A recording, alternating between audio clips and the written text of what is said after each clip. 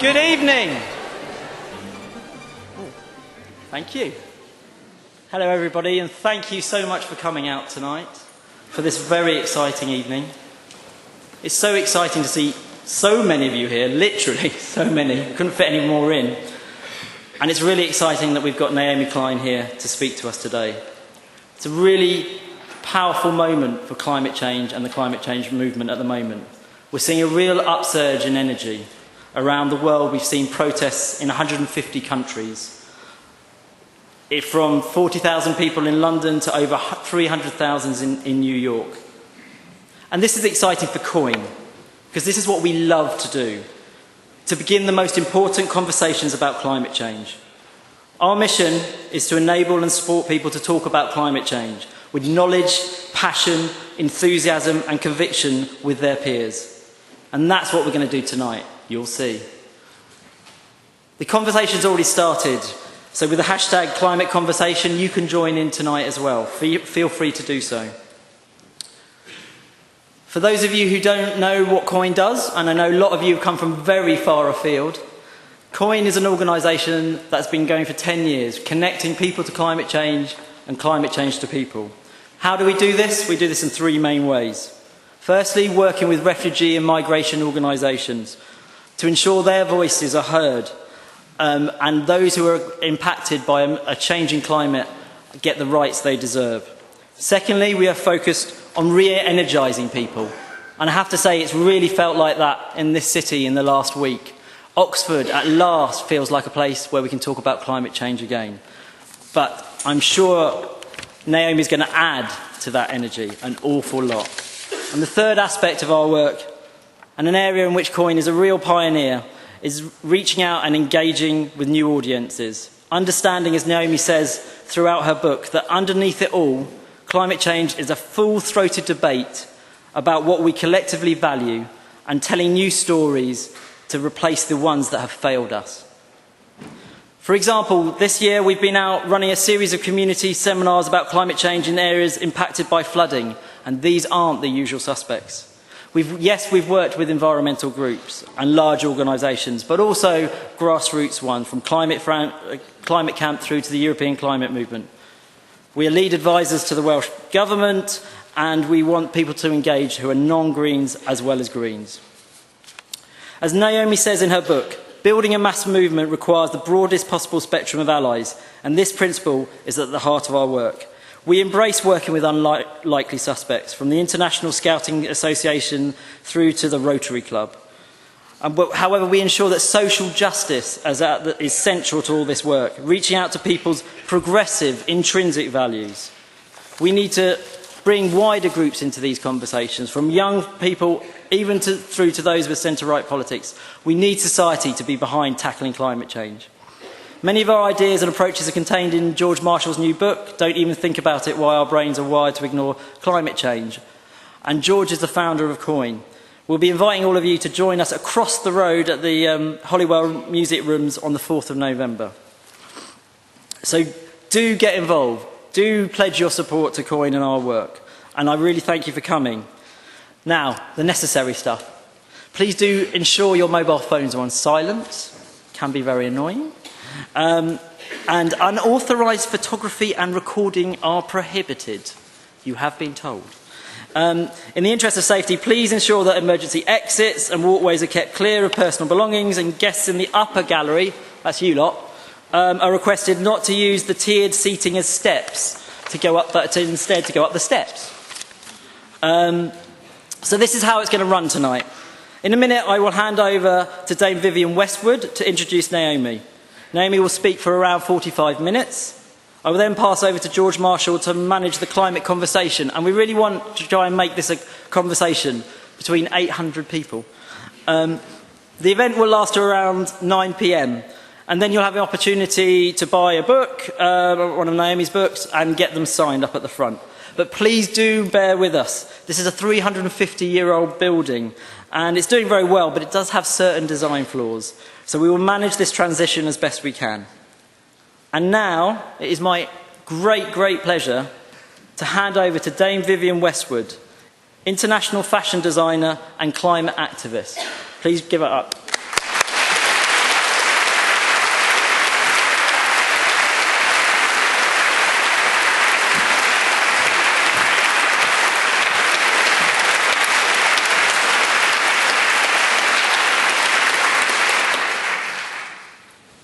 Good evening. Naomi wanted me to introduce her.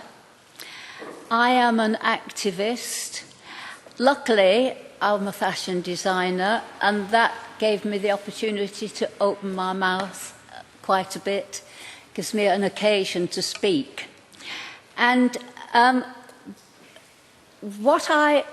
problem is that there's always such a short time to try to get a message across. For example, you might have only 1 minute on the television, and I'm really used to what makes me nervous or worried or anything is what can I best say in such a short time. And so I'm going to try to just do that now as well. And I've got a website, and it's called Climate Revolution. And if you look at it, you can find in more detail some of the stuff I'm just going to say now. Right, now then, so what I try to do is to give people an overview, a perspective as to how the world is run. As soon as you know that, you can work it out for yourself. And it's very, very simple. The world is run by private banks who print money, and therefore they create debt. Their aim is to own everything. They almost do. How often have you heard of a poor country who has to sell all their assets in order just to pay the interest? Because this is the point. The private banks don't want the debt paid. They live off the interest, which accumulates out of all reality. And so they've always got lots and lots of money to lend from this interest, except in an emergency, as happened recently when they bailed out the bankers, the commercial bankers, not the privately owned banks, like the Federal Bank is a privately owned bank, for example. And so when that happened, sorry, I've lost myself. Sorry. Anyway, but yes, they every now and again they do print this virtual money as well. Quantitative easing, it's called, isn't it? But they've got loads of money. Anyway, and the people who carry out their dirty work are the monopolies. And this becomes a triad once you include governments, because governments serve this system. It's very, very simple. Now then, and so the thing that you would find if you went to Climate Revolution is something entitled The End of Capitalism and the Way the World is Run. And the important thing is that we have reached the end of capitalism, because capitalism is run on fossil fuels and they are running out, except when you hear about fracking and everything, because then people are going to extraordinary lengths. We're not supposed to take out more than, we're supposed to leave 80% of the known conventional oil and gas reserves in the ground, otherwise we fry. This is what scientists tell us. Yet the monopolies and the banks and the governments who serve them are digging away in extreme things. Okay, you've got that idea. Okay, but the point about the end of capitalism is that, by the way, it creates poverty, and the poverty gets worse and worse. And so the point is that it's the end of capitalism, and that's why things are getting worse, because things are getting more and more extreme. Governments are becoming more and more crazy in the things they're prepared to do. And we don't have democracy in England because there's nothing to choose between the three main parties. And so if you want to vote, you're going to have to vote for something else. Anyway, you have to think about that, because that's not my job to talk about that at the moment. But anyway, do vote, do something. Anyway, the thing is that this word capitalism, now then 10 years ago, I would not have mentioned that word, because if I had hoped to persuade somebody about a political system and how it is definitely going wrong, I couldn't have used that word, because I would have been branded as an extremist, as a Marxist. If I would be American, I would be branded as anti-American. But now it is being talked about everywhere. It's in every newspaper and magazine. My husband's Austrian. He reads it all the time in the German magazines. It is everywhere. And it's always linked to the idea of, we've come to the end of capitalism. How do we transfer to a non-carbon future? You're going to hear that phrase all the time, non-carbon future. You're not going to hear it in the Daily Mail anyway, but you will hear it in lots of places. And the government don't want you to know about this either, because their own personal selfish vested interests lies in this triad. That's where they get the respect and the power. They're not interested in people, they are anti-people. Anyway, so I am speaking like an extremist. You know, down with the capitalist system. Well, I am saying that. And there's a very easy way to be down with the capitalist system, which is, what's good for the planet is good for people. It's not difficult to do. I'll only be a minute. Is that why you're there? Okay, well, just go away, because I'll be quicker. No. And, yeah, you have to sit down, lots. I can't think. Okay. Anyway, I've kind of lost my train of thought. Anyway, so, yes, I have lost my train of thought, but I wanted to say regarding Naomi that she's terribly, terribly important. And because she's important, it's kind of chicken and egg, really. She mentioned capitalism. She talks about the capitalist system. It is the free market economy, it is the capitalist system that is causing the destruction. This is the cause of climate change. And this is what I was remembering. The way out of it is, what's good for people is good for the planet, what's good for the planet is good for people. For example, we could have more nurses, we could have more school teachers. This would have an economy that is moving. Lots of things you can think of that are real human values and needs. We don't need that our money, it's just this money that goes to bankers and football players. We don't need that. It's not difficult. It's just that we've had capitalism for 200 years and we think there's nothing else. But it's easy. But the thing is, we've got to do it. And I just think that Naomi talking about capitalism, because she's got such credibility, and to be able to mention this word is very, very important. It gets the point across quickly. I want to also say, why else are Naomi's books so influential and so important? And it is because she's able to somehow or other focus and identify something. And then she talks about all the detail and you get a perspective on it. You get a whole perspective on why it's so terrible that we have outsourcing, no logo. You know, we don't see the destruction and the sadness and the devastation. The only place where there's no logo is in the factories where these people are suffering. You know, I mean, and the shock, what's it called, the shock tactic? Yeah, okay. Anyway, so that is about how this terrible economy was forced upon people so that they have no people power. They have to just borrow the money off the people who force them to give up their life and their thing. Anyway, so thank you.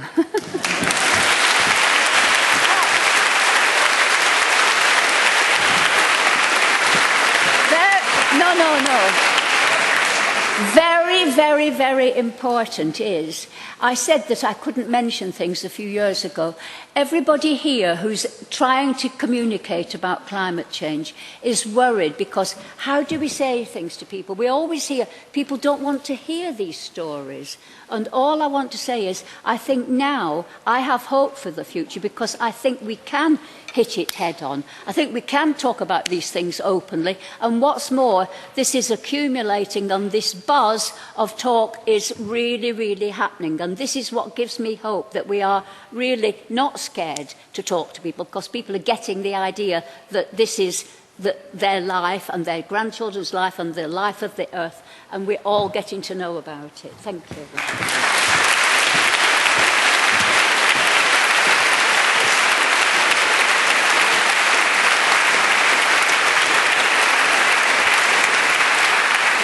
Everybody.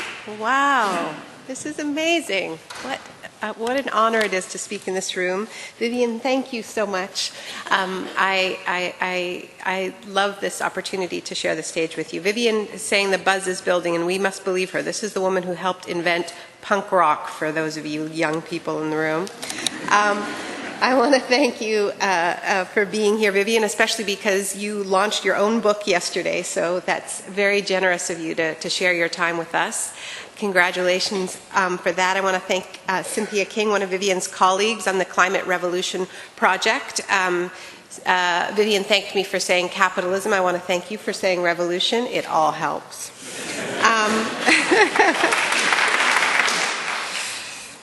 And I want to thank our host tonight at COIN for organizing this amazing event, George Marshall for all of his clear-eyed and lucid work on climate communications. It's been a tremendous contribution to the movement, and Jamie Clark for making all of this happen today. Thank you.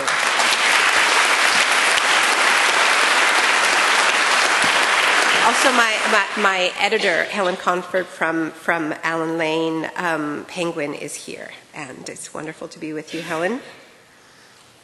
Thank you for doing so much to support this book. So the book is called This Changes Everything, and I'm just going to bring this over so that I can put my water down. Water's important. We'll see. Titles are important. They're important because they're often the first question journalists ask who haven't read your book. So why is it called This Changes Everything?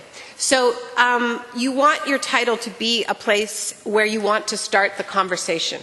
And I think that we need to start our climate conversations from the premise that there are no non-radical options left on the table. Climate change changes everything because if we stay on the road we're on, then our leading scientists as well as some of our most conservative institutions like the World Bank, the International Energy Agency, PricewaterhouseCoopers tells us that we are headed directly towards 4 to 6 degrees Celsius of warming from pre-industrial levels. Now, that is way beyond what our governments have described as dangerous climate change. In Copenhagen, they agreed to keep warming below 2 degrees Celsius. And it was a big debate at the time because many of us believed that 2 degrees target was too high.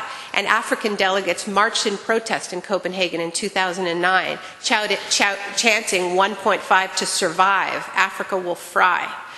So 2 degrees isn't safe, it's safer. Beyond 2 degrees, all bets are off. We don't know what that holds. The models start to break down.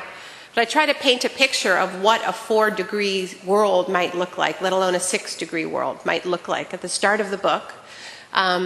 It's not weighed down with climate science, but we have to start with it. And what our leading scientists tell us is that as the best they can tell, that world sees whole countries disappearing beneath the waves, major cities in jeopardy, including London, massive crop failure at the level of around 60%, so mass hunger. Kevin Anderson, a leading climate expert, scientist, deputy director of the Tyndall Center, who was here earlier, he says, and I quote him at the start of the book, that it isn't at all clear that 4 degrees Celsius is compatible with anything we would describe as organized society. Now, all we have to do to get at that radical place where everything changes about our physical world is nothing. This is called business as usual, the business as usual scenario. We just keep on keeping on, allowing emissions to increase year after year. Emissions increase by an average of 3.4% a year. And there are some other radical proposals on the table for how to deal with this coming from the engineering world. This is usually called geoengineering, the idea that we can prevent some of those radical physical outcomes by hacking the planet, by spraying sulfur into the stratosphere, for instance, to reflect some of the sun's rays back to space, by fertilizing the oceans to try to trap more carbon.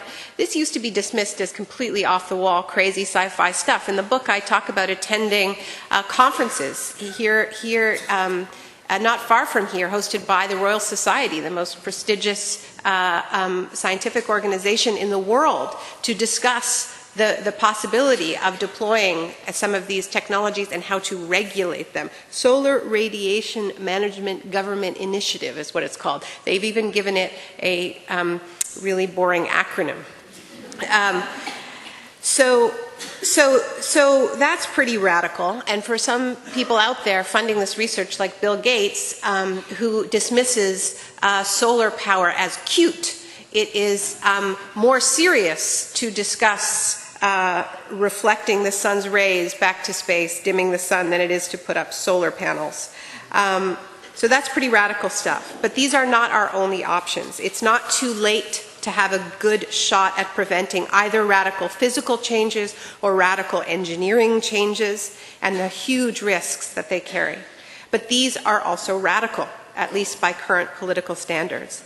They involve making radical changes to our political and economic systems and to the underlying pro-corporate so-called free market ideology that holds our elites in its thrall. Because that ideology has everything to do with why we have failed and continue to fail to rise to this civilizational challenge. So the argument I make in the book is that the explanation that sheds most light on why we have failed so spectacularly, despite all of the warnings, despite the fact that this issue that used to be something that we worried about our grandchildren facing and is now knocking down our own doors, the reason why we have failed has less to do with the usual rationales like human nature or the fact that it's hard for governments to come together. All of this is true, but humans have come together to face crises before, and governments have come together and passed complex rules before to face challenges. What I'm arguing is that the best explanation is actually historical bad timing. That this crisis landed on our laps at the worst possible moment in human evolution, that being the late 1980s. Now, of course, scientists have understood the connection between emissions and warming for a very long time.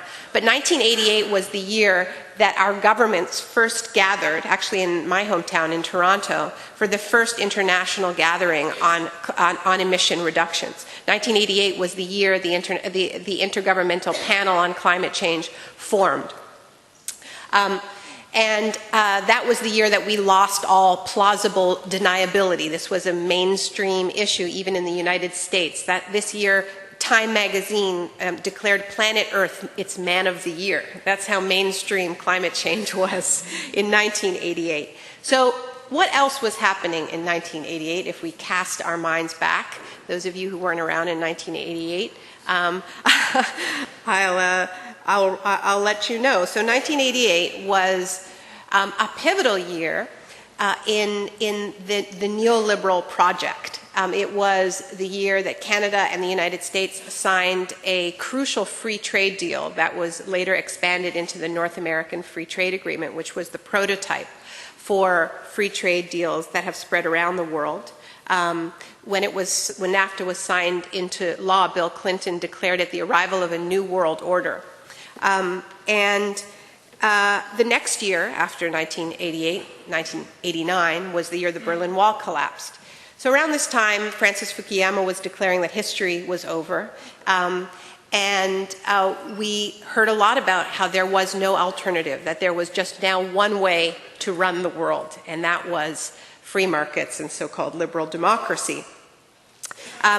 So what happened in this period is that after supersizing the American dream in the 1980s, which radically changed our consumption habits, we then exported it to every corner of the globe. Now, obviously, that's going to increase emissions, and it has. There's been an emission explosion intimately tied to the globalization project, because when you liberate corporations to scour the globe for the cheapest possible labor, they're not just looking for the cheapest possible labor, they're looking for the cheapest possible everything, and that includes the cheapest possible energy. So where you find cheap exploited labor, you find cheap coal. And this is a very high emission, dirty way we decided to run the global economy. And it was really striking in my research as I tracked this parallel process of the climate negotiations in the very same years as the climate negotiations, each pretending that the other didn't exist and wouldn't impact one another. So simultaneously, you have this emission explosion going on, linked to this economic project, but you also have an ideological project that stands in the way of doing what we need to do to stop that emission explosion.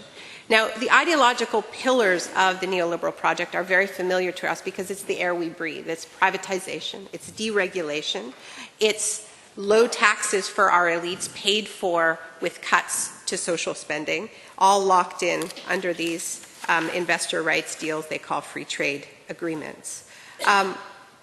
So the reason this is a problem is because climate change is the essence of a collective problem, and it requires collective action. And it hit us at a time when a war was being waged on the collective sphere on every front, on the very idea of the collective. Margaret Thatcher claimed there was indeed no such thing as a society in this period.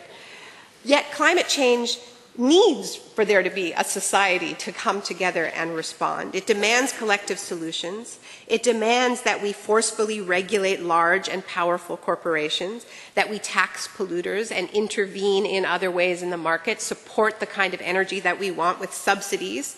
Subsidies were also a dirty word. That we plan our economy based on desired outcomes. But of course, planning was also a dirty word in this period. We were supposed to leave it all to the great wisdom of the market, and so we did. So all of these sensible responses became ideologically heretical.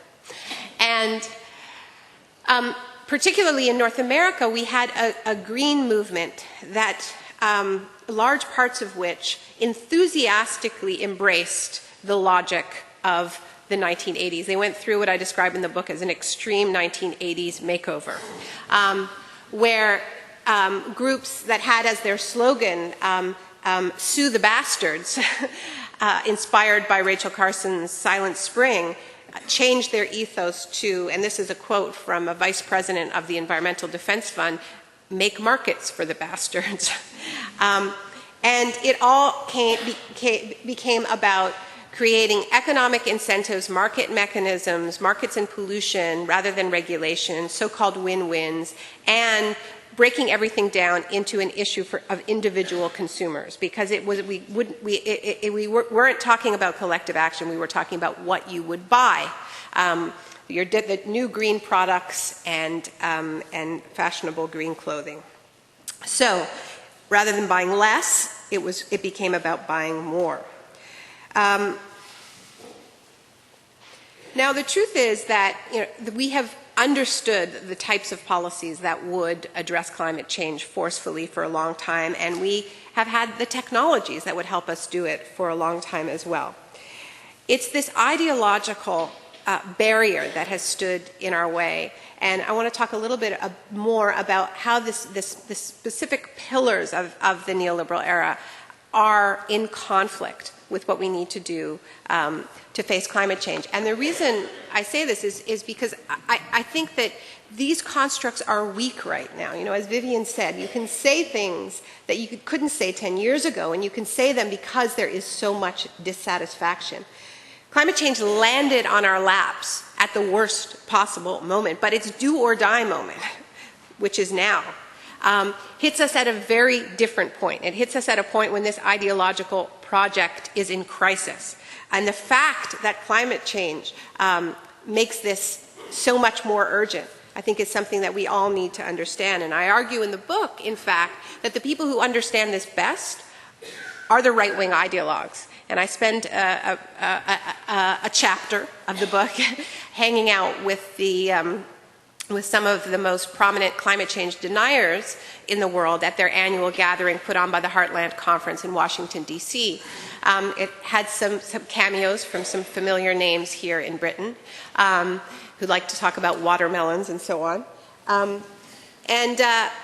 And what's interesting about the climate change denier movement is that it is not a scientific movement. It is an ideological movement that is funded and organized entirely by the network of free market think tanks that emerged in the late 1960s and early 1970s to wage a counter-revolution against the left. And to dismantle the victories won in the aftermath of the Great Depression. It's been a pretty successful project. I interviewed the head of the Heartland Institute, Joseph Bast, and I asked him how he got interested in climate, and he said, well, as he looked at the science, it became clear to him that if the science was true, it would be possible for the left to do pretty much anything. So he said, so I took another look at the science. And they're honest about this. That first came the realization that the political implications of the science were disastrous for their project, because of course you would have to regulate if you're facing an existential crisis for humanity. You know, climate change has been described by John Kerry as a weapon of mass destruction. Obviously, you would have to intervene in the face of that threat, but they don't believe in market intervention unless it's coming to saving the banks, but that's different. And so they are choosing to deny. As well they should. So here are a few of the ways it clashes. Now, if we were to take this science seriously, if we were to cut our emissions in line with what scientists like Kevin Anderson and Alice Bose-Larkin at the Tyndall Center are telling us, which is 8 to 10% every year, well, we would need to invest massively in the public sphere to roll out the no-carbon infrastructure of our future. That's public transit. That's renewable energy. We can do it. There's research out of Stanford that says that we can get to 100% renewable energy around the world by 2030. The technology is there. The economics are there. But of course, that is a massive public works project of the kind we haven't seen since the New Deal. And of course, we need to invest not just in that no carbon economy, in redesigning our cities, in transit, in renewable energy, but also because we've waited so long and locked in pretty dangerous climate change, we have to invest in protecting ourselves from the storms that are going to inevitably come anyway. Because the really dangerous combination is the collision between heavy weather and a weak and neglected public sphere. And this is what I describe in my last book, in the shock doctrine, that terrifying collision that we all saw during Hurricane Katrina when New Orleans was hit, where this storm, very, very strong storm, hit weak levees that had been allowed to weaken and neglect, and weaken and erode. and the levees broke through, and the city flooded. And then where was the government? The government, the FEMA, the department that is supposed to lead disaster response, couldn't seem to find New Orleans for 5 days. It was the most unbelievable thing. For 5 days, people were abandoned in the Superdome in that city.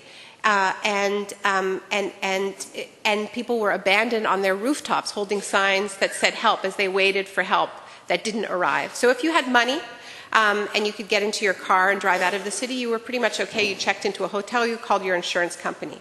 But if you relied on a functioning government, on a city to have an evacuation plan, you were on your own. We have no caretakers was a quote that I included in the book. And I feel like we are realizing that at a global level, that we don't have leaders who understand that they have a responsibility facing this collective crisis.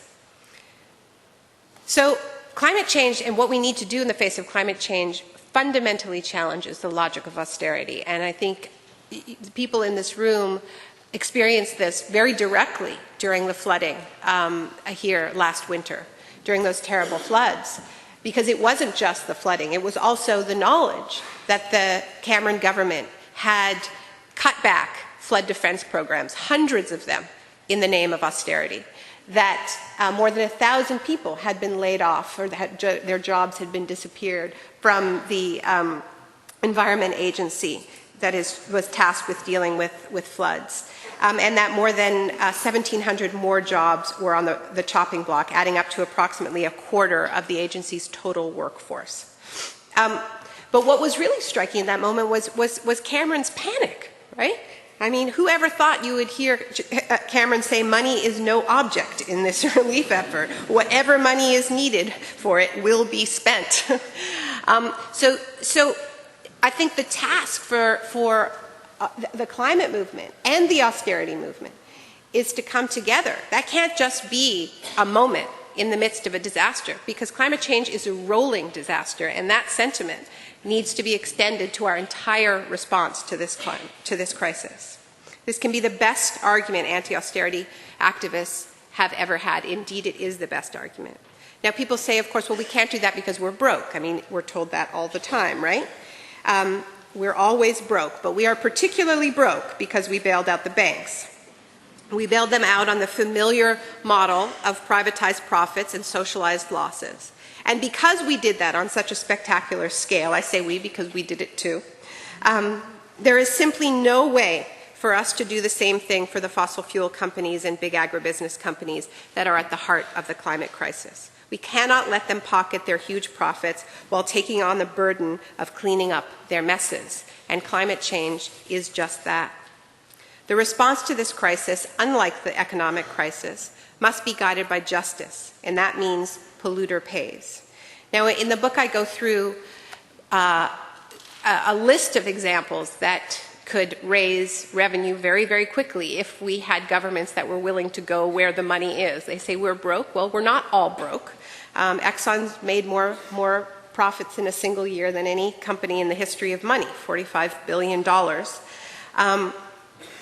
And there are all kinds of ways in which we could have a polluter pays principle, from creating climate risk bonds, which would mean that any time fossil fuels are extracted, money needs to be put into a fund that would be used for responding to climate change and getting off fossil fuels. That's one idea. Higher royalty rates, export taxes on fossil fuels, financial transaction taxes, because of course the finance industry fuels the kind of consumption that is at the heart of the economic crisis and would slow down the sorts of economic growth that is such a challenge to our responses. So what we cannot accept are climate policies that pass the bill onto working and unemployed people who are already struggling to pay their exorbitant heating bills. Certainly not in this country, where polls show that a quarter of residents have avoided turning on their heat at times in winter because of energy costs.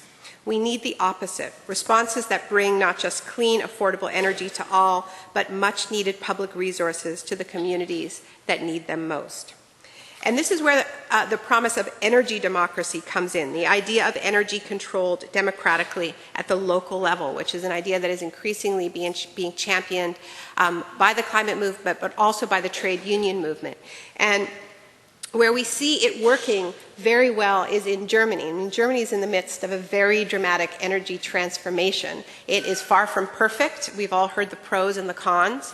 But one of the big pros and one of the reasons why it's happening so fast, Germany is now at 25% of its electricity coming from renewable energy, much of it decentralized wind and solar.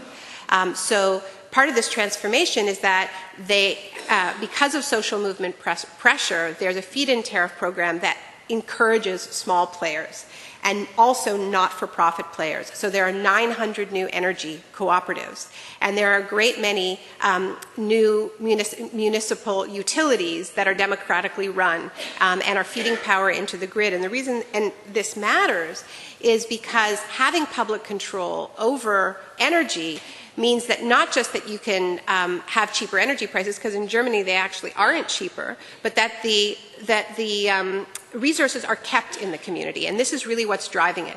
People don't want to allow energy companies to keep taking the profits out of the communities, especially during times of public austerity. So the promise of this is this sort of the win of both fighting climate change and fighting austerity at the same time. And there's so much desire to be part of it that the city of Hamburg recently voted to take back its energy grid from the private company that had bought it. They reversed that privatization. This is happening in hundreds of cities and towns in Germany, and it's a piece of the story that we often don't hear about, that in order to be part of the energy transformation, people are taking on the entire logic of privatization. And this is now spreading to North America. Boulder, Colorado, which is a very liberal city, everybody wears fleece and bikes around. Well, it turns out that all of their power was coming from coal.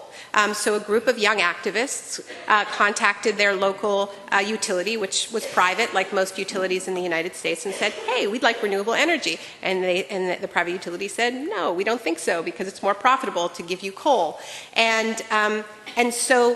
So these young people ran a campaign to remunicipalize their energy grid. And they won a referendum despite being outspent 10-1 by this energy company.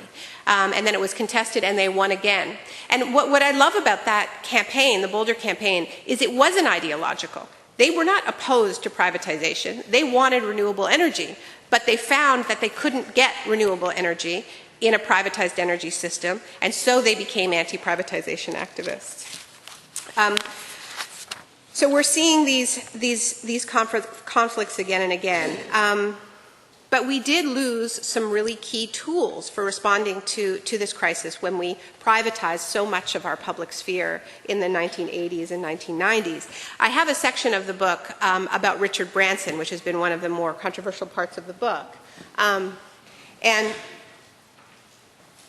it's in a chapter called The Billionaires Won't Save Us. And it talks about these various billionaire messiahs who have stepped forward after seeing the climate light and position themselves as key parts of the solution. There's a few of them now. There's Gates has done it, and Buffett, and Michael Bloomberg, and Branson. But I focus most on Branson and his track record because I think actually it has a lot to teach, because I think he was on to something. I don't pick on Branson because I don't like him. I might have liked him if he would have sat down for an interview. But we had an email interview instead. No, I pick on Branson because I think Branson was right about something, which is that, so what happened with Branson is that in 2006, he got a visit from Al Gore, who gave him a private PowerPoint presentation. This is, and according to Richard Branson, he says this in his book, Screw It, Just Do It, that Gore told him this isn't going to be changed from below. It has to be done from above, from leaders like you, from business leaders. And so he showed him how bad climate change was. Branson had what he described as a road to Damascus conversion. And And he decided he had to do something because he realized he was part of the problem, because he runs airlines and he also runs trains that are fueled by diesel instead of renewable powered electricity. So he went to the Clinton Global Initiative, which is an annual telethon for the planet, and he announced that he would divert 100% of the profits from his transportation companies that were fueling the climate crisis, and that money would go into developing a green fuel and fighting climate change. And he said that he pledged $3 billion of those investments over 10 years. And it, at that point, was by far and remains the largest such pledge ever made. He got a huge amount of good publicity. He was on every talk show in America. And it was pretty impressive, right? I mean, taking all the money from your polluting industries and putting it into fighting climate change. What a crazy idea, right? And he also launched a prize, the Earth Prize, for whoever figured out how to capture carbon safely. So what I do is I audit these pledges in the book and see what's happened. And not surprisingly, 8 years in, he hasn't even gotten to a fraction of that pledge. It's in the millions, not the billions, and he admits that he maybe will get to a third of it when the 10 years are up. I highly doubt he will get to that based on where he's at right now, but you never know. So the point of this for me is not to say Branson is a hypocrite. It's to say Branson was really onto something with this idea that we should be diverting the profits from the sectors that are fueling the climate crisis and use those resources, since we're broke after all, to get off fossil fuels. Indeed, that's the only thing that will do it. What was striking to me, Branson says he couldn't do it because his airlines weren't profitable enough. In this period, he launched 3 major new airlines, including a domestic airline in the States, a domestic airline here, and we calculated what this represented in terms of emissions. His emissions went up 40% in the period in which he was not meeting that target. So the idea is good, but the logic of growth, that our billionaires are locked inside, stands in the way of them making good on, let's give them the benefit of the doubt, on their best impulses, on their best instincts. So we have to do it for them, is the point. The idea was good, the mechanism was wrong. It can't be voluntary, it has to be regulatory. All right, so from some of this, it might be tempting to conclude that this is just a matter of returning to a pre-1980s form of capitalism, a pre-neoliberal form of capitalism that had higher taxes, more regulation, less free trade. The problem is we have waited too long for that to be enough of a fix. Now, when we talk about 8 to 10% emission reductions in a year, that is not compatible with the kind of economic growth we have. Lord Stern has said that the most that would be compatible with economic growth is 3% emission reduction. The only time we have had anything on the level of 10% emission reductions year after year is in the aftermath of the market crash of 1929, and it was the Great Depression. Now, we don't want a Great Depression. We want a great transition. And in order to get there, we need to break a whole lot of rules and have a strategic economy rather than a growth-based economy. Now, I think we can get trapped in the growth versus no growth argument, because in order to have a transformation instead of a depression, we need to grow parts of our economy. So it's not about whether we grow or not. It's about deciding where we want to grow and deciding where we want to contract. And it's the deciding part that our politicians are not very good at. We can and must grow parts of our economies that are already low carbon. We need more nurses, more teachers, more firefighters. We can also find ways to compensate work that currently goes uncounted and unacknowledged, like many forms of caregiving. We can and must roll out these green energy transitions, but the problem is that as we roll out that new green infrastructure, because our economy is based on fossil fuels, we're going to actually burn more fossil fuels in the short term as we get off fossil fuels. And so that needs to be offset by a contraction in how much we consume, because we are now within this strict carbon budget. So that means that the super consumers, that's all of us here I would suspect, are going to need to consume less. We need to plan our cities to use less carbon and our food systems to use less carbon, and we may even have to live within carbon budgets. Once again, it's crucial that this be done in the spirit of fairness, and we also know that that's the only way it has ever worked. In Britain and North America during World War II, for instance, every strata of society was required to make do with less, including the very rich.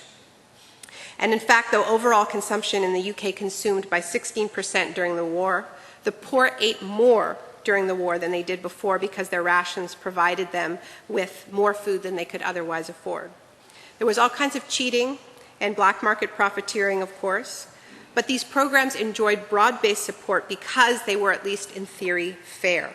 I was really struck by this stressing of fairness when I did the research into the rationing programs during both world wars. The theme of equity pervaded government campaigns. Fair shares for all was a key slogan here, while in the US it was share and share alike, produce, conserve, share, and play fair. Governments also made sure that there were very public crackdowns on the rich and well-connected individuals who broke the rules, sending the message that no one was exempt. Here in the UK, movie stars as well as corporations like Sainsbury's face prosecution for rations violations. Right now in California, there's a massive drought going on, a third year of a drought. It's having devastating impacts on agriculture, and everywhere you go, you hear this, that you have to take shorter showers, don't let the tap run, and yet the golf courses are going full throttle, the private swimming pools are all full. There's absolutely no sense that you could say to the rich, you actually, the luxury use of water is out in this period. So since this book came out, friends in the environmental movement, and I do still have some friends in the environmental movement, keep taking me aside and saying, you know, Naomi, climate was big enough, did you have to make it about capitalism? And I understand their concern, but I actually think that telling the truth about the connection between capitalism doesn't make it a heavier lift, as they say, but it actually makes it a lighter one. Here is what we need to remember. It's not like we're talking about an economy that is working beautifully except for the small matter of rising sea levels. We're talking about allowing sea levels to rise in the name of protecting an economic system that is failing the vast majority of people on this earth with or without climate change.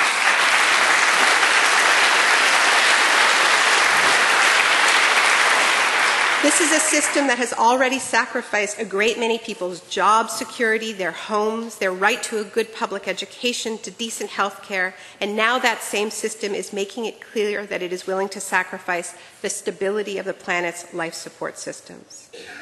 Naming the system of unfettered greed as the problem makes climate change a lighter lift, because while a lot of people aren't so sure climate change is their number one priority, a majority of them know all too well that the system is not working for us. Shifting the discussion from carbon to capitalism, or at least expanding it, makes climate action more popular and the movement behind it more populist. Now, the other thing I've heard a lot about is this idea that it is unrealistic to talk about this, that a transformative response to climate change is unrealistic, and that we have to be happy with the tweaks that our current system is capable of, like a gentle carbon tax or a pricing on carbon, methods that we already know are profoundly ineffective and not up to the task at hand. So I want to say a few words about realism.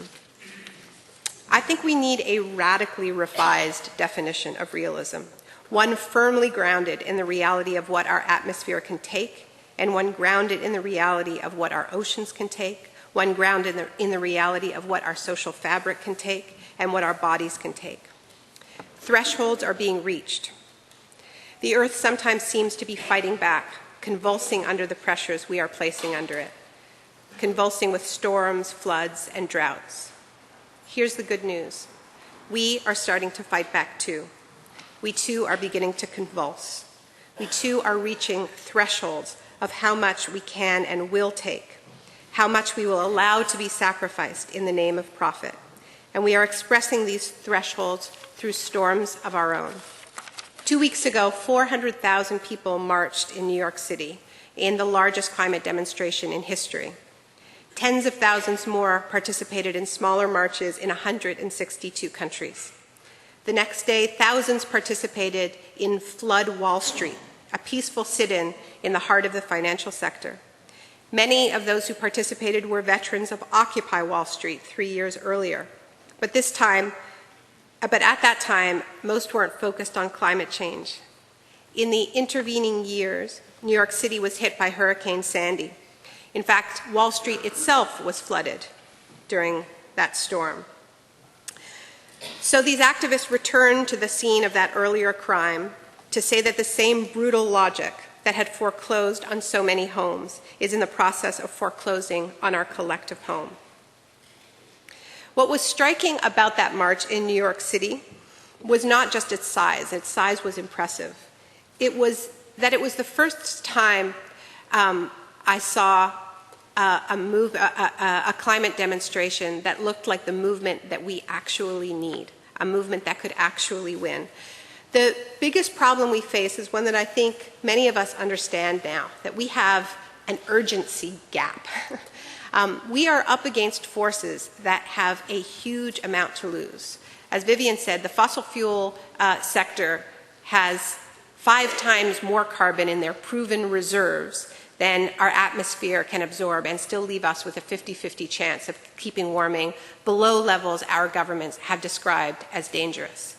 That represents trillions of dollars. They are highly motivated to block climate action. On the other side of the divide, you have a lot of people who say they care about climate change, but not that much. It's not the issue that they vote over.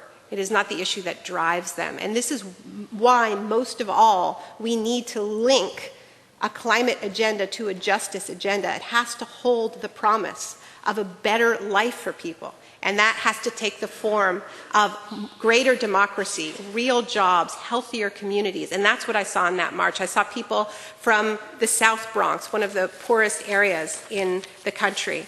And they had signs about how their kids had soaring asthma rates. That's what climate change means to them. And they're willing to fight for their kids' health. They are also willing to fight for the climate jobs that they know can come to them, based on a justice principle, that the people who have been first on the front lines of our toxic economy should be first in line to benefit from the transition. The march was led by Indigenous people from the Alberta tar sands who are experiencing cancer clusters, who are the animals and fish that they rely on for food are diseased because the area has become so toxic. They're fighting for their land, for their culture. They are fighting hard. We saw on the march also students who are part of the fast-growing fossil fuel divestment movement, who are holding their universities to account and saying, you can't prepare us for a future on the one hand, and on the other hand, bet against our future by investing in fossil fuel companies that have declared war on our future. And I don't know if people have heard, but students at Glasgow University just voted today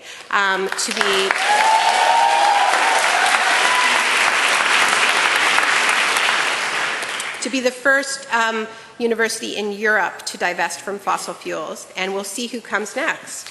Maybe Oxford.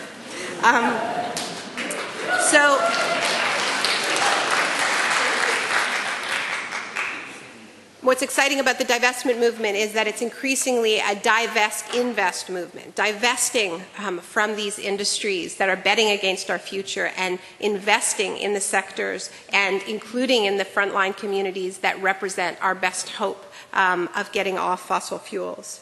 They're fighting not just against an apocalyptic future, but for a present that is better than anything else on offer. When we talk about climate change, we battle our own fears. It is one of the scariest topics out there, if not the scariest. I often find that what is described as apathy is often hiding raw terror. This is the fear that comes with the reality that we are participating in an economic system at war with creation. So what should we do with that kind of fear? First, accept that it won't go away, that it is a fully rational response to an unbearable reality. Next, use it. Fear is a survival response. Fear makes us run, it makes us leap, it makes us act superhuman. But we need somewhere to run to. Without that, the fear is only paralyzing. So the real trick, the only hope, is to allow the terror of an unlivable future to be balanced and soothed by the prospect of building something much better than many of us had previously dared hope for. Yes, there will be things we will lose, luxuries some of us will have to give up, whole industries that will disappear. And it's too late to stop climate change from coming. It's already here, and increasingly brutal disasters are headed our way, no matter what we do. But it's not too late to avert the worst. And there is still time to change ourselves so that we are far less brutal to one another when those disasters strike. And that, it seems to me, is worth a great deal. Because the thing about a crisis this big, this all-encompassing, is that it changes everything. It changes what we can do, what we can hope for, what we can demand from ourselves and our leaders.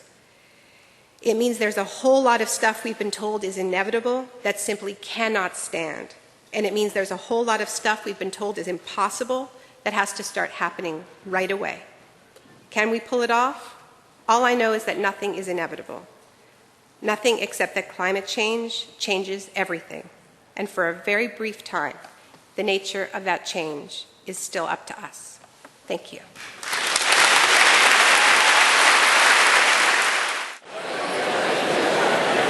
Absolutely fantastic to hear so much energy and enthusiasm, conversations going all over the place. I love the way the people are talking for rows behind them. Great. We're going to have 2 more opportunities to go back into pairs, groups, and talk about stuff. Just to say also, there is a conversation happening on Twitter at the moment on #ClimateConversation. And you'll find that this next section has a certain Twitterness to it. Because, unlike most things, you're going to be allowed to say just about anything within limits. All right? Now, you can ask a question to Naomi, of course, but you don't have to ask a question. You have your own idea, your own insight. Absolutely, please share it. You have a challenge.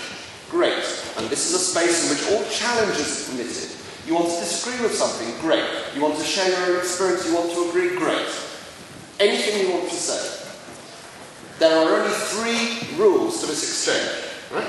1, first of all, please, respect and politeness. Respect and politeness for Naomi, the views in the room, and each other. You don't have to agree, you can just say whatever you like, but respect this. Second rule, it has to be about climate change and the issues tonight, okay? So, no free adverts for your plumbing business, or it has to be on topic. But within that, we'll allow quite a lot of leeway. The third condition is, rather like Twitter, you only get 30 seconds. Because we're going to try and hear from 50 or more of you tonight. But don't worry, actually that's quite a long time. You'll soon find that runs along quite nicely. I'm going to take sets of 3 little groups of comments, and then Naomi's going to be invited to respond. I'm going to ask Naomi to be quite short as well, so we can keep it turning over nicely. Can I just say one thing? Please do. On Newsnight last night. Oh, I think I'll press your... I'll tell you what, you take that one. There's one we prepared earlier, and I'll do another one. I was on Newsnight last night, and they asked me how to fix capitalism. You have 20 seconds. So George is being generous. Okay, so let's start the ball rolling. Now this is the other way we're going to do this. We're going to have 3 sessions. We're going to have the first session down here in the bare pit.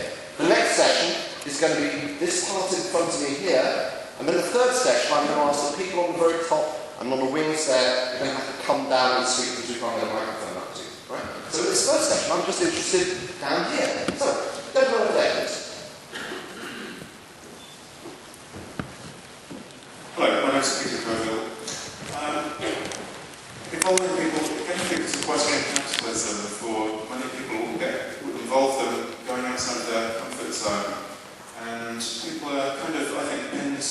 butterflies, by all sorts of mechanisms to supporting the present system. I mean, that many people are in debt, they've got mortgages, they don't want to lose their jobs, they're scared about how any involvement with any kind of radical movements would necessitate them kind of calling into question those things and taking those risks with those things. So how can we get people to do that?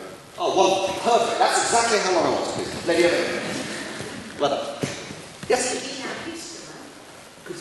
Could you say something about Vivienne Westwood? Could you say something about TTIP? Thank you. And I'll take a third comment down here, please. Actually, no, we'll take from the lady at the back, please. Yeah. Nancy, Linda Swan from Grandparents Climate Action. Wonderful period speak, thank you very much.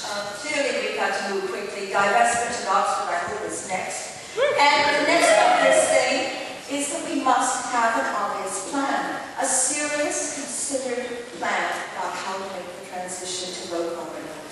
It's not going to happen with capitalism, it's not going to happen with carbon corporations. And I think the only plan, the only obvious plan we have in Britain that is serious, that is committed, is the proposal for 1 million climate jobs. These are jobs to insulate buildings, they're for renewables, they're for public transport. 1 million climate jobs in 20 years, and we can bring down our emissions here in Britain by 85%. That's right. I urge each of you to inform yourselves about this proposal and this plan. That's great. Thank you very much. Naomi.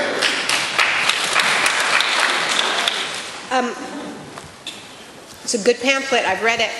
Million Climate Jobs it's a great proposal. And another great proposal that I was looking at today is something called the Energy Bill of Rights from the Fuel Poverty Action Campaign.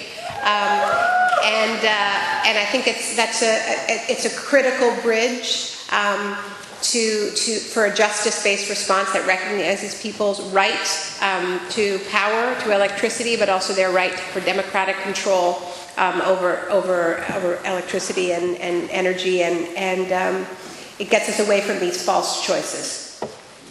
People shouldn't have to choose between poverty and pollution. And the question around comfort zones, that image is a powerful one, that people are pinned like butterflies.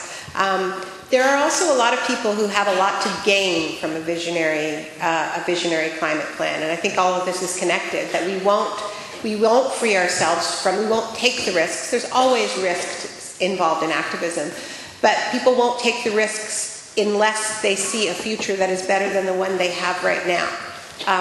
There have to be rewards, and this is what is exciting about these economic justice-based connections with climate change. I said before that we're up against forces with a lot to lose. There are few of them, but they are powerful, and the only thing that has ever won against that is large numbers of people with a lot to gain. And I think that it is, it's one of the weaknesses of the climate movement that it has been too privileged. So I was asked also to say something about TTIP, which is the free trade deal between the US and the EU. There are a whole bunch of reasons to fight these deals. One of them is impacts on climate change. They make it harder for governments to introduce good climate policies because they violate trade agreements. And we're seeing this, for instance, there's discussion in Europe, for instance, to label higher carbon forms of fossil fuels like fuel from the tar sands in Alberta, but there are also tar sands mines opening up in the United States. And it's important to be able to do that, to say we don't want this dirty fuel, but that would violate these free trade deals. And in fact, a proposal, it looks like it's getting dropped to label those fuels because of a plan to have a European-Canada free trade deal. That's been the excuse at any rate. I have a chapter in the book about how trade deals are being used against good climate policies, and I only have a minute, so I'm going to stop. Thanks so much. We'll have another three, please. Could we actually just do from this block over here? So I'll take one from over there. Has anybody got a question? No? Okay. There's a gentleman over there, yes.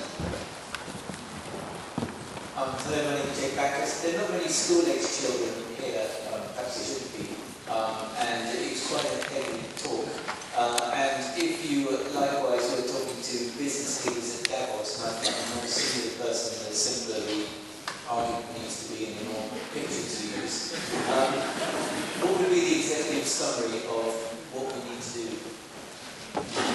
Thank you very much. We're still down here in this part. Could I come down here, please? The lady here. And Ben over there. So just one minute. I'm a city councillor, so I'm very dare, if you like. I'm not a neoliberal friend. We need people to constantly monitor and challenge elected officials everywhere, not just in this country. They get away with paying lip service to sustainability whilst following market economics. They get away with it to a ridiculous degree, no one challenges them. A very good example. On a local council, I won't name that councillor, who got elected on the back of claiming that he was an environmentalist, even though he wasn't planning for a rival for an environmentalist party. When my colleagues and I tabled a motion on divestment, he voted to water that motion down. He voted to water that motion down because we informed him. But not one of his residents, as far as we know, has ever challenged him about it. So he got away with it, and it will be a little bit. So please monitor and challenge them. Thank you very much. I'm probably going to come across as hopelessly naive, actually, first time all the answers that I with Sheldon's question, but so we can obviously reduce individual consumption of fossil fuels and institutionally, for example, what Glasgow doing, divest institutionally, but if somebody like Richard Branson can't extricate himself from the system of neoliberal logic and sort of effectuate the change that he wants to, what can we actually do short of staging a global revolution? Is that kind of the only way forward at this point?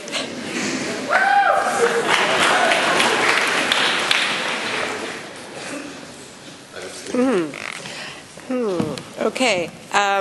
Well, I'm going to treat the city divestment as a comment, but it's important to note that the divestment movement is not just about schools. It's happening at many levels. Any city government and also a lot of faith organizations have joined the divestment movement.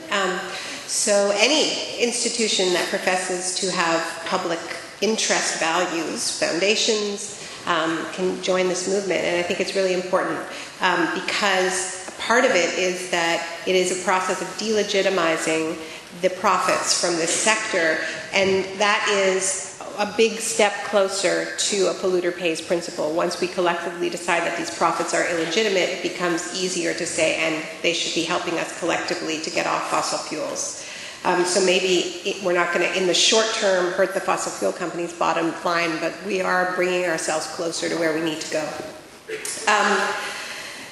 The executive summary. Okay, as part of the project of getting our emissions down to the levels many scientists recommend, we once again have the chance to advance policies that dramatically improve lives, close the gap between rich and poor, create huge numbers of good jobs, and reinvigorate democracies from the ground up.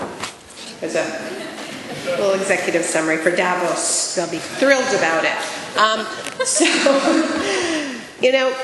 don't think we should be discouraged that Branson can't get off fossil fuels. He's up to his neck in fossil fuels. And I think that this idea that we're all equally guilty has been a big messaging problem of the environmental movement, and it has mitigated against action. We are not equally guilty. Most of us would love to lead fossil fuel lives. These are monopolies. We don't have good choices. We don't have good choices in transit for the most part, unless we're lucky to live in a visionary city. Most cities don't offer people good transit decisions. We don't have good choices when it comes to how we can power our vehicles, because we can't plug in vehicles. They're usually getting power from coal. One of the things people hate most in the world, besides paying taxes, is filling their cars up with gasoline. It's not like they're voting for Exxon because they go to the gas station. It isn't like that. This is a form of monopoly power, and I think we've really been duped in this idea that we're all equally part of this system. so I think we can liberate ourselves in small and big ways, like the fossil fuel divestment movement, and doing what we can in our lives. If we're lucky enough to live in cities that are great for biking, like this one, then we should bike. But I also think that we shouldn't have some kind of purity test that you can only participate in this movement if you've liberated yourselves from fossil fuels, because that will be a very small movement indeed. So I also think that we should just wear our hypocrisy proudly, you know. We are all in this system, you know, we're doing the best we can, but we're not going to hold each other to some purity test that will make this a far smaller movement than it needs to be.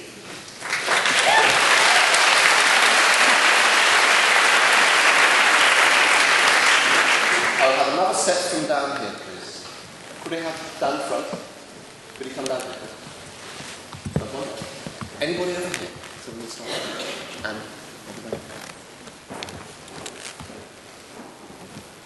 hello, please. Oh, sorry, I didn't realise it was me. So there was 2 pages I scribbled over furiously in your book, which talk about some of the issues here being about individuals. There being some sort of inherent greed or selfishness, unhappiness, disconnectedness from other people, from nature. And I'm just really wondering what your views are on how we look at that issue. So last week I attended a conference which was done by a webinar called Mindfulness in Climate Action, which had 700 people around the world. It was really inspiring about how maybe mindfulness or movements such as that might be able to actually help work on some of these issues of our inherent unhappiness and unsatisfactoriness of our lives, which is what means that we then purchase a lot of things and maybe don't have that sense of connection. So do you have any ideas or thoughts on ways that we might be able to work with that issue, the very sort of personal sort of inherent issues within ourselves, help us to make better choices and vote for better people? There was someone over here. Where did the microphone go? Yes, please. Well, listening to these kind of talks often feel quite staring, but in fact there is a lot that we can do. First of all, we can support lots of big campaigns that there are. And then, you know, there is a political party that's got a worked out visionary plan for transition for zero carbon social justice. It's what we want. We support it.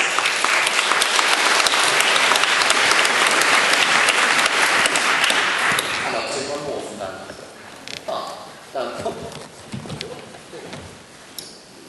Naomi, I'm very interested to hear your views about what you think will be the best outcome from the climate summit in Paris in December 2015, and what we should do as activists beforehand.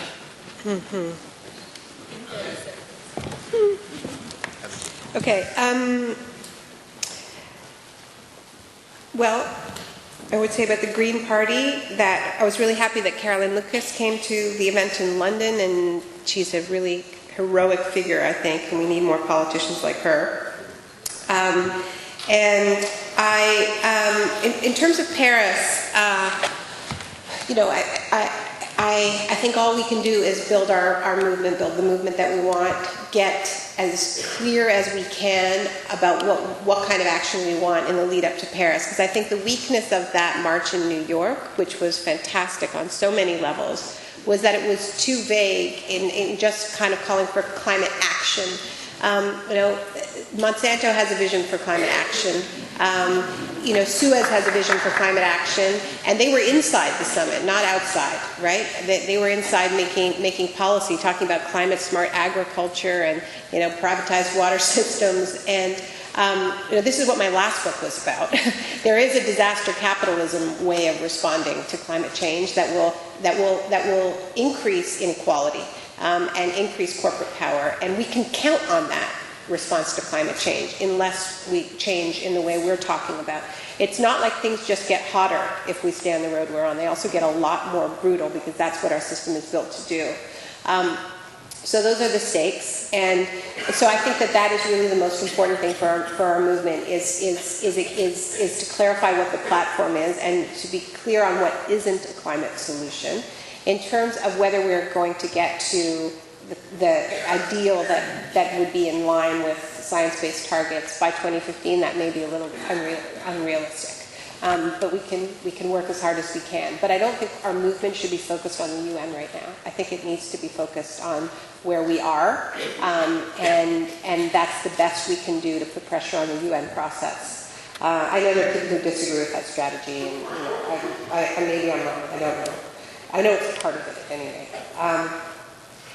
The disconnection with nature, I think, it's a great question. It's a hard one to answer in a minute.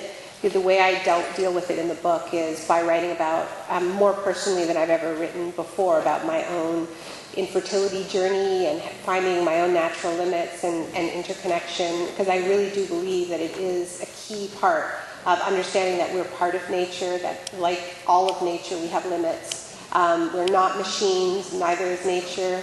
And despite the fact, the subtitle of the book, I actually don't even think this is really about capitalism. I think this is about an extractivist worldview. It's a dominance-based worldview, the idea that we are a part, and that what we need is a regenerative-based worldview that sees ourselves as part of nature and also sees our role in the natural cycles of being protecting regeneration and life. So, I think that deeper conversation is the deeper conversation we need to go to. It's a little bit hard, I find, in spaces like this to talk about. I find it easier to write about, but I think that this is an opportunity for a really deep shift. And that work, that mindfulness work, whatever paths people take to it, I think definitely makes them more open to seeing ourselves as part of an interconnected system, as opposed to trying unsuccessfully to dominate it. And I think, the story of fossil fuels is the story of telling ourselves a lie that we could escape nature and dominate it. Coal was called a port of the climate. Anyway, I'll leave it.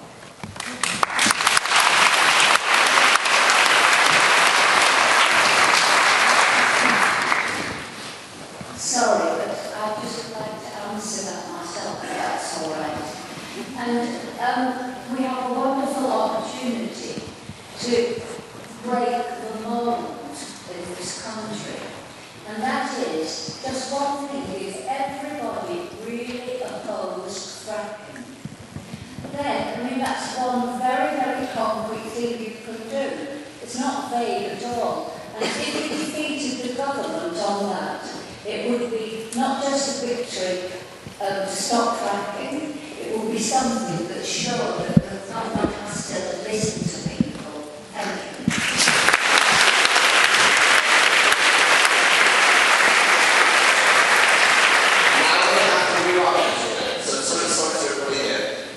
Could we take, please, just over on this block here, please, note at the very, sorry, but we're going to have to move up to next here. Okay.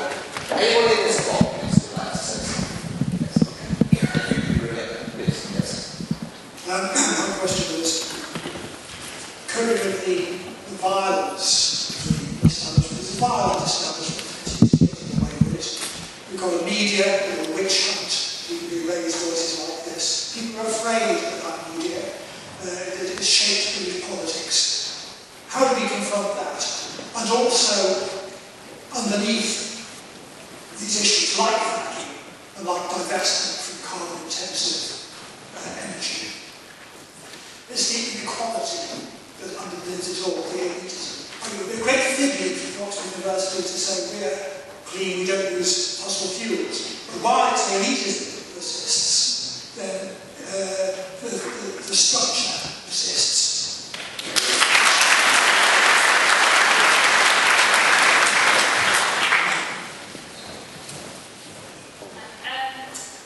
I particularly like what you said about choices, and I think another thing that we don't have a lot of choices about is about our work, about our jobs, and that's an crippling thing for a lot of people. And I'm in Arizona and I'm doing part-time research on the idea of non-traditional-based income, and I'm particularly interested in income as a rights-based approach to income, separating work from income, and also connected to that, an expanded kind of understanding of work that goes beyond jobs or employment, that we do jobs that are work that's not paid and as a result not valued. So I've been really interested to hear what you think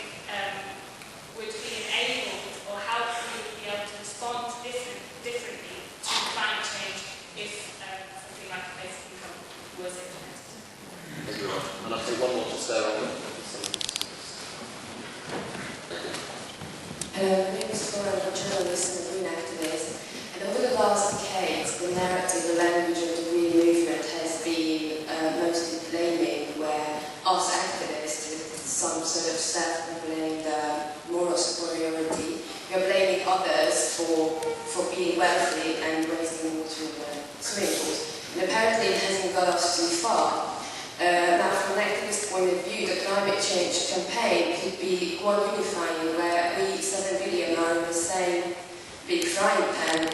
So, and if we are frying, we're going to fry all together, regardless of whether we are wealthy or poor. Do you think it would be a good opportunity to switch away from this previous language and create some new narrative?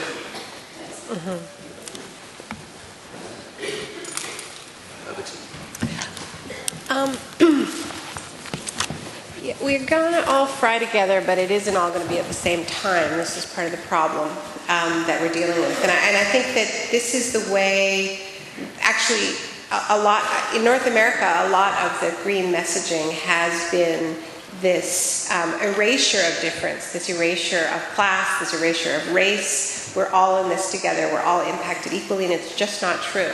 Climate change is a deeply unjust crisis. It was created overwhelmingly in the global north, and its effects are felt overwhelmingly in the global south. The people who did the most to create the crisis feel themselves to be most protected, whereas the people who did the least are structurally most vulnerable, both because they tend to live in warmer climates and because they don't have the infrastructure to protect them from heavy weather that we do.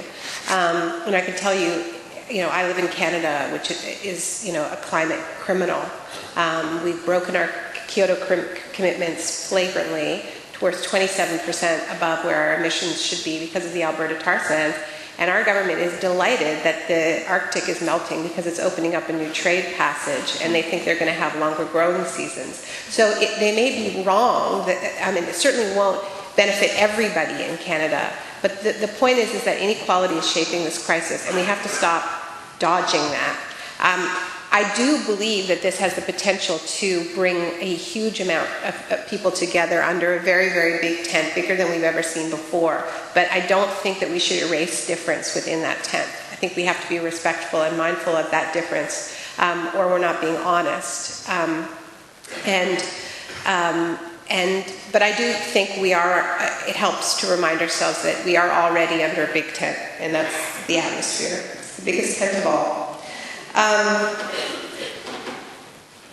I have a bit, not enough in the book about basic income, because I agree that it is part of how we have to think more broadly about what a climate solution really is.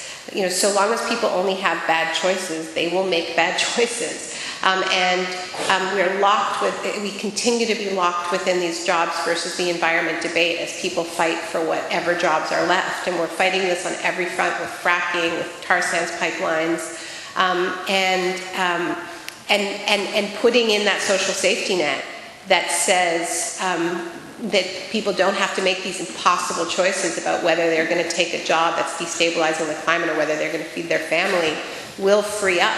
It's a big goal, but it's also potentially a better place for us to put our energy than fighting for a marginal carbon tax.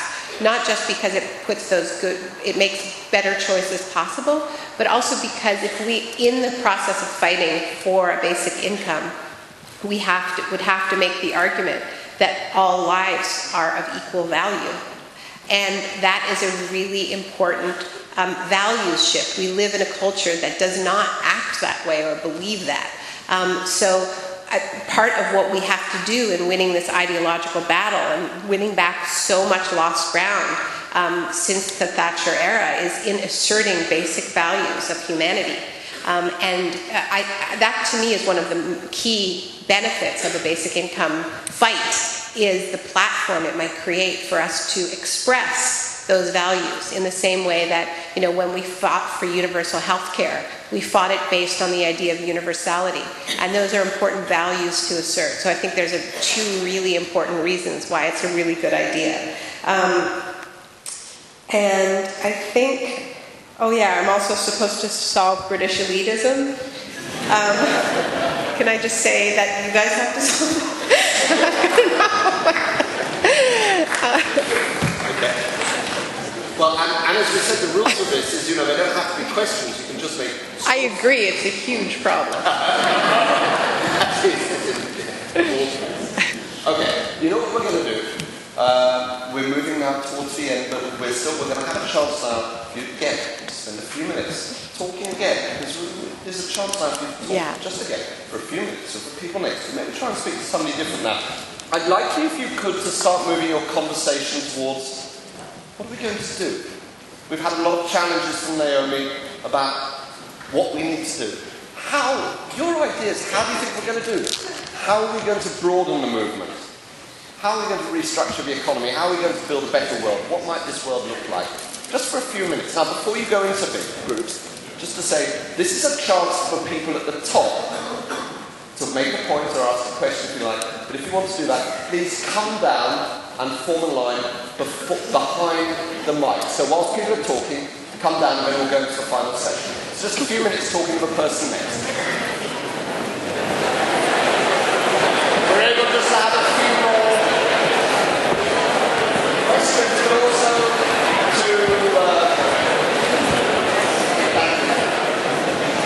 but also thank you very much, everybody, for keeping it short, because you have a good roll over. Just to say, also, do feel free. It does not have to be in the form of a question. It's simply be a point, something you want to share. Let's start over on this side here, please. My name is Paul Beach.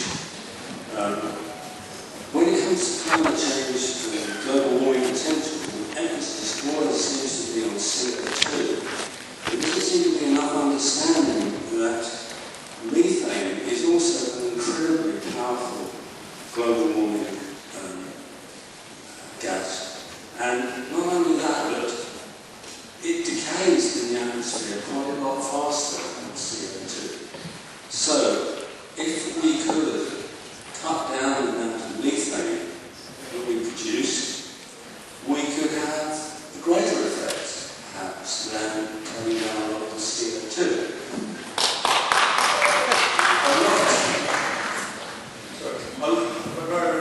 A lot of methane is associated with livestock farming. Okay. So what I would say is, why do you fixate on CO2? You could fixate more on CH4. You know what you eat. If you are worried about heat, cut down on the meat.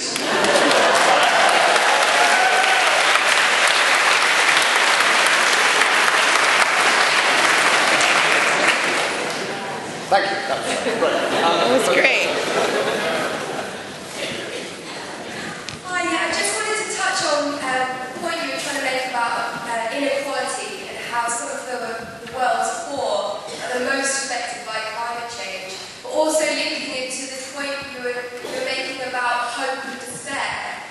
How do we, I guess, those that are in the most difficult position when it comes to climate change are often the most empowered, and yet, so how do we basically inspire hope kind of amongst the people that are most disenfranchised and hope amongst ourselves and kind of, those that are fighting the front line against climate change? How do we peddle kind of the narrow gap between hope and despair, knowing the full realities of the situation of climate change, but also inspiring hope? I'm trying. Well, I think it's going to take two from now. But Naomi, if we could keep your answers quite quick, and then we can work our way through them. Okay, I'll be very quick. Awesome meat poem, and I am trying. I don't know what more I can say about that, navigating that. I mean, I think we have to be honest. But this is the point of a justice-based response, as opposed to just action. putting justice at the center of our action, whether that means recognizing our climate debts. What got me involved in this issue was hearing the argument from Bolivia's trade negotiator at the WTO and also climate negotiator, a woman named Angelica Navarro, who told me that she believed that climate change could be a catalyst for what she called a Marshall Plan for planet Earth. And it wasn't just, okay, you did this to us, you owe us, but it was a transformative vision for how to build a better world. And that's the kind of vision that we need to hold on to in our countries, dealing with inequality within our countries and between our countries. We can use this crisis to heal the wounds that date back to the earliest days of fossil fuel burning. This is what scarred our world in the first place. I mean, the power unlocked by fossil fuels supercharged the colonial project and allowed rapid expansion of the extractive process. So this is all part of the same story. And the world is upside down, as Eduardo Galeano says. So we need to turn it right side up. One more request. Hi. I noticed that you talked a lot about thresholds, as many climate change actions do, climate thresholds, particularly the 4-6 degree rise, which we're all trying so desperately to avoid. But I couldn't help but notice people don't seem to talk about thresholds in the same way with tactics, with militancy as tactics in opposing this. And when you talk about hope for the future, you mentioned the People's Climate March I attended in London, the equivalent. And I kind of feel 400,000 people, 1 million people, would make no difference if they're still just begging the powerful to give up these practices. And perhaps it's time that we start actually depriving the rich of their ability to destroy the natural world.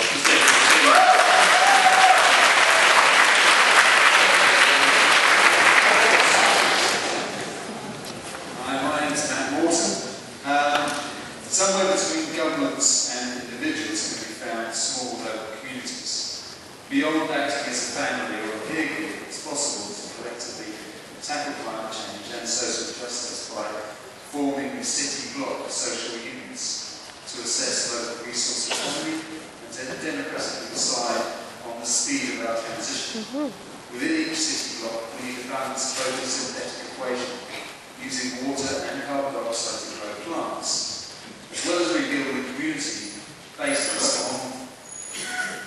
on the built environments that we have.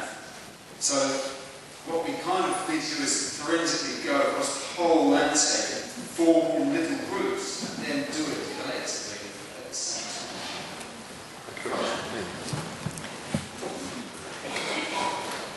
time. I'm going to treat those as comments. Okay. Yeah. Comments very well. Next one, please. I'll try and read as because I can. Naomi talked about people like Richard Branson not being able to make positive changes against climate change on our behalf. And my explanation for that is based on the nature of capitalism, which is a system based on the pursuit of profit and not a system set up for meeting the needs of human beings. This pursuit of profit breeds a deep mentality of competition, which seeps down throughout the whole of society and the world. And if we focus on that competition at the top between multinational corporations, that drives these corporations to obviously look for more efficient ways and cheap ways of making that profit, which affects the planet. It also means that if they don't take their eye off grabbing the market share, their competitors will take over and they will crumble. So then they have no interest in looking after the planet, and they can't do it for us, which is why we need to do it for ourselves, and that is going to involve, unfortunately, a global revolution. We've done it before, we can do it again, and we will. Thank you.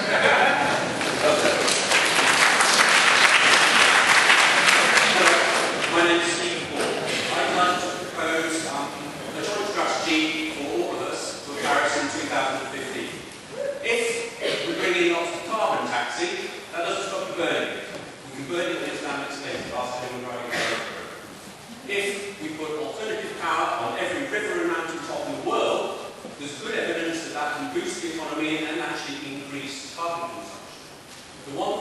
would stop us going to war is to control the extraction. We've heard that we have to leave 80% no fossil fuel reserves in the ground. What I'd like to see is the strategy for Paris is an agreed route to ration over the remaining 20% for the next 500 or 1,000 years, going from the current consumption ramping down to nothing. That would stop emissions.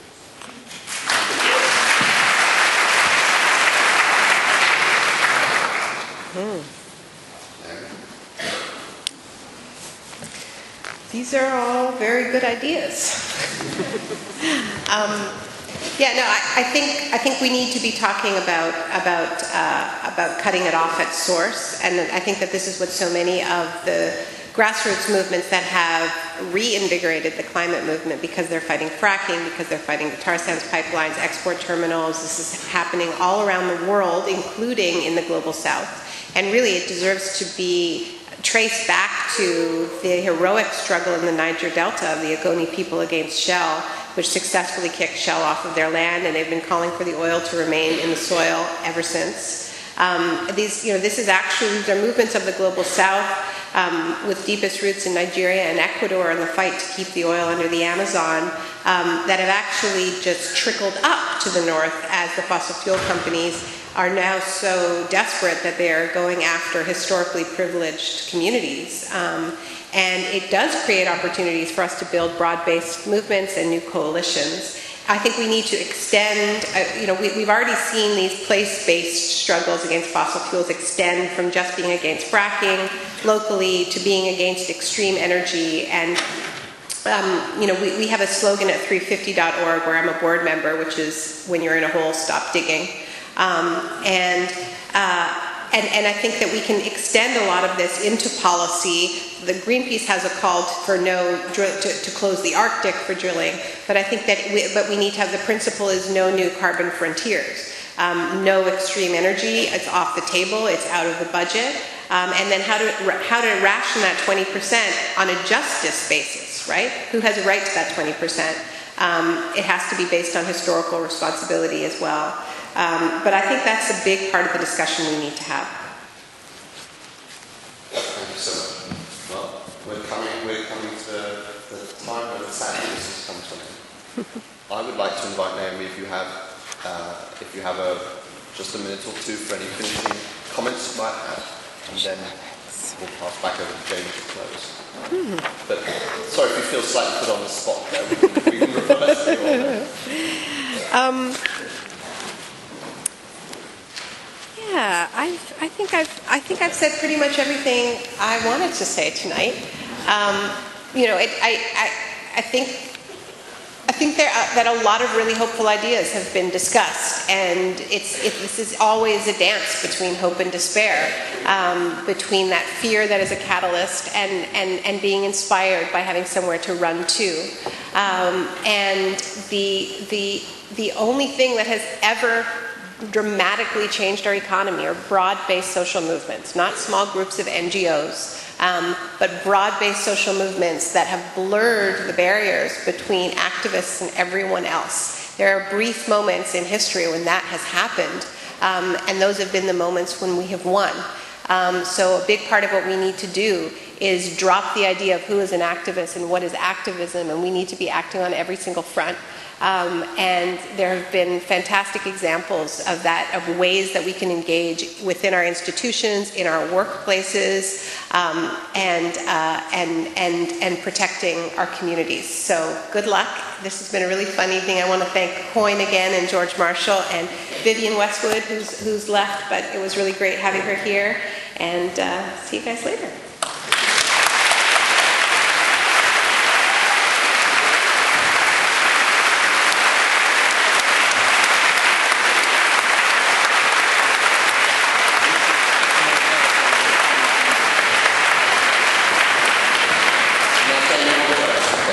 Wow, that was sensational. So much so, objectively speaking, the staff have said they've never heard a room respond like that. So well done yourselves. It's always good to have three things to take away, isn't it? Apparently. We have filmed this event. You have enjoyed this event. But if you want to share it tomorrow when we'll circulate the film. Get it out to your friends, your family, your peers, whoever. That's the first thing. Secondly, I encourage you to talk about climate change.